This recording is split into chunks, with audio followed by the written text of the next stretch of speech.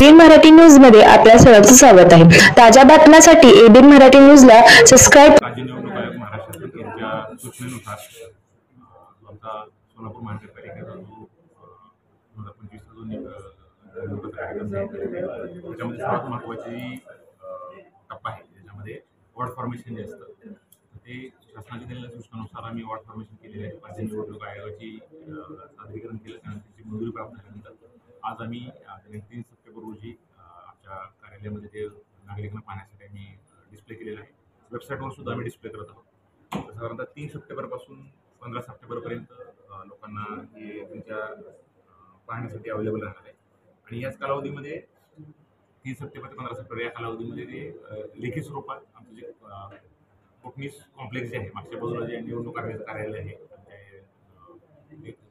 Main building आहे त्याच्या मागच्या बाजूला जे कार्यालय आहे कोटणीस कॉम्प्लेक्समध्ये निवडणूक आयोग त्या ठिकाणी लेखी स्वरूपात ज्या कुठल्या नागरिकांना सूचना असतील त्यांनी द्यावं त्याचे रिसिप्ट पण त्यांना दिले आहे। त्यानंतर 16 सप्टेंबर ते 22 सप्टेंबर या कालावधीमध्ये जिल्हाधिकारी किंवा जिल्हाधिकारी प्राधिकृत केलेला अधिकारी याबाबत हरकतीबाबत सुनावणी घेईल।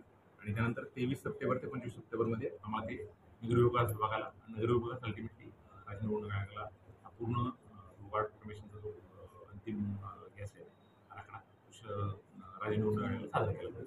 आपल्या माध्यमातून सर्व नागरिकांना राजकीय पक्षांना आम्ही आवाहन करतो की आम्ही आमच्या वेबसाईटवर सुद्धा ही पूर्ण माहिती टाकलेली आहे। त्यात डिस्क्रिप्शन दिलेलं आहे, मॅप्स आणि डिस्क्रिप्शन आहे प्रत्येक वॉर्डचं।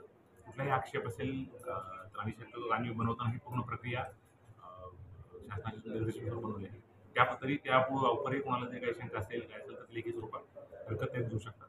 आणि त्यानंतर हरकतीसाठी मग पुढील प्रक्रिया आपल्याला म्हणणं मांडण्यासाठी सुनावणीची संधी सुद्धा आपल्याला दिली।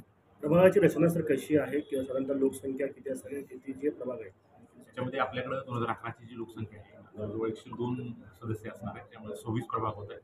24 प्रभाग हे 4 मेंबरचे आहेत आणि 2 प्रभाग आहेत ते 3 मेंबरचे आहेत। आणि एकूण लोकसंख्या आपली 9,51,000 आहे।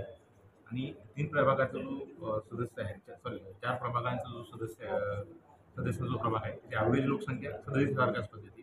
त्याच्या ±10% बिलो आणि अबाव असं अलाउड असतं। आणि 3 सदस्याची जी ॲव्हरेज लोकसंख्या आहे ती साधारणतः 27,987 येते। ही पूर्ण जी आणि जे काही आपल्याकडे 1,38,000 शेड्यूल कास्ट म्हणजे अनुसूचित जातीची लोकसंख्या आहे आणि 17,000 अनुसूचित जमातीची लोकसंख्या आहे।